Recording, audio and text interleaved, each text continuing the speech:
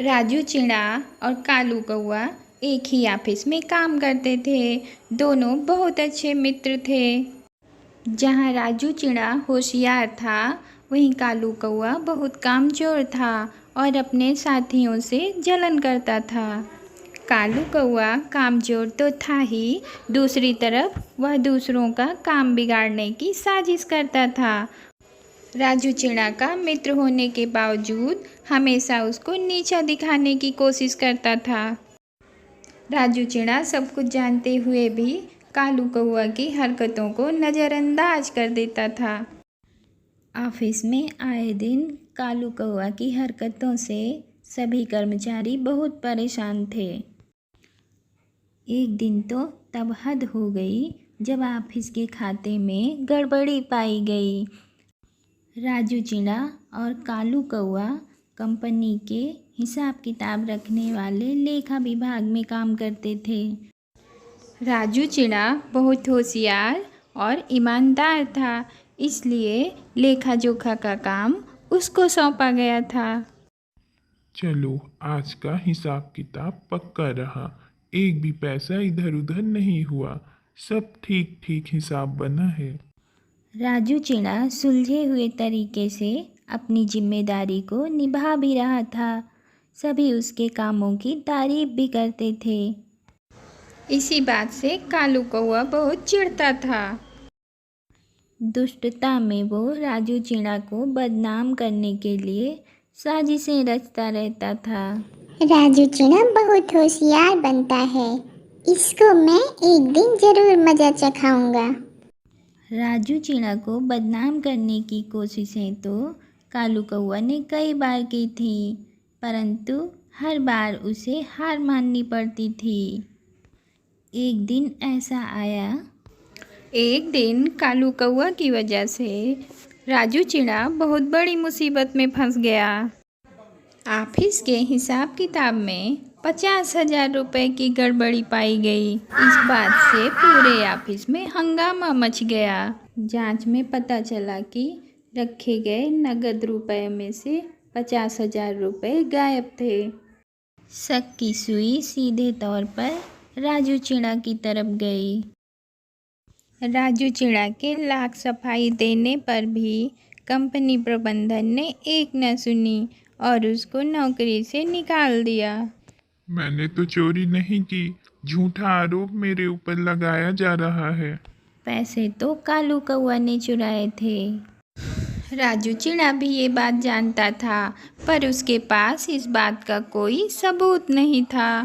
कालू कौआ मन ही मन बहुत खुश हो रहा था। बहुत होशियार बनता था राजू चिड़ा। अब मजा आएगा।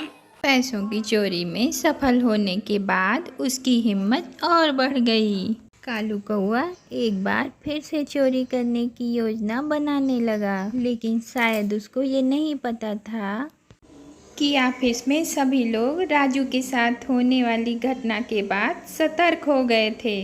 कोई भी राजू चिड़ा को दोषी मानने को तैयार नहीं था।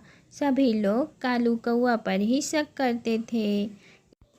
इसीलिए सब कालू कौआ पे नज़र रखने लगे थे।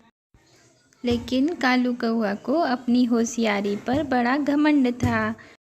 उसको ये नहीं पता था कि उसके ऊपर अब नज़र रखी जा रही है। कालू कौआ दोबारा पैसा चुराने का मौका ढूंढ रहा था। विभाग के प्रमुख पप्पू चिड़ा को इमरजेंसी फ़ोन आने के कारण बाहर जाना पड़ा। जल्दबाजी में वह नगद वाली अलमारी की चाबी मेज पर ही भूल गए। कालू कौआ की नज़र उस चाबी पर गड़ी रही। वह लंच के समय का इंतज़ार बेसब्री से करने लगा। उसे डर था कि बड़े बाबू पप्पू चिड़ा कहीं लंच से पहले न वापस आ जाएं। कुछ देर बाद लंच हो गया। ऑफिस के सभी लोग लंच के लिए बाहर जाने लगे, परंतु कालू कौआ अपनी कुर्सी पर जमा रहा।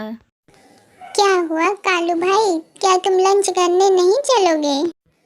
नहीं भाई, आज मेरी तबीयत कुछ ठीक नहीं लग रही, इसलिए आज मैं लंच करने बाहर नहीं जाऊंगा।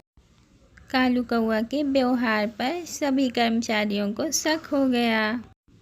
सभी ने मिलकर फैसला किया कि आज कालू कौआ पर नज़र रखी जाएगी। कालू कौआ पर नज़र रखने के लिए मोबाइल रिकॉर्डिंग का फैसला लिया गया। सभी लोग लंच पर न जाकर वहीं कमरे के बाहर छुपकर कालू कौआ की निगरानी करने लगे। कुछ देर तक तो कालू कौआ अपनी कुर्सी पर बैठा रहा। कुछ देर बाद जब उसे लगा कि अब सब लोग बाहर चले गए हैं तो उसने जल्दी से खड़े होकर टेबल से चाबी उठाई और अलमारी खोलकर पूरा नगद पैसा उठा लिया।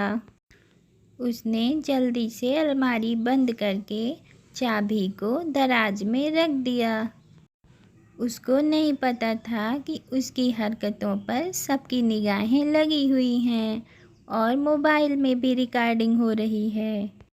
कुछ देर के बाद लंच ख़त्म हो गया और सब लोग अपनी अपनी जगह पर आकर बैठ गए। इस दौरान बड़े बाबू पप्पू चिड़ा भी वापस आ गए थे। सब अपने अपने काम में जुट गए। पप्पू चिड़ा को याद आया कि वह नकदी वाली अलमारी की चाबी टेबल पर ही भूल गया था। उसने जल्दी से चाबी खोजना शुरू किया और उसने दराज खोला तो चाबी वहीं पड़ी हुई मिल गई। चाबी मिलने पर पप्पू चिड़ा को थोड़ा सुकून मिला। उसने जल्दी से अलमारी खोली। इस बीच कालू कौआ की धड़कनें बढ़ गईं। अलमारी खोलते ही पप्पू चिड़ा चिल्ला उठा। अरे पैसा कहाँ गया? बड़े बाबू की चीख सुनते ही सब लोग अपनी जगह से उठकर उस ओर भागे। सभी ने देखा कि अलमारी में नकदी नहीं है। एक बार फिर से पूरे ऑफिस में कोहराम मच गया। डर के मारे पप्पू चिड़ा की आंखों में आंसू आ गए। इसी बीच कंपनी के मालिक बिट्टू तोता भी वहां आ गया।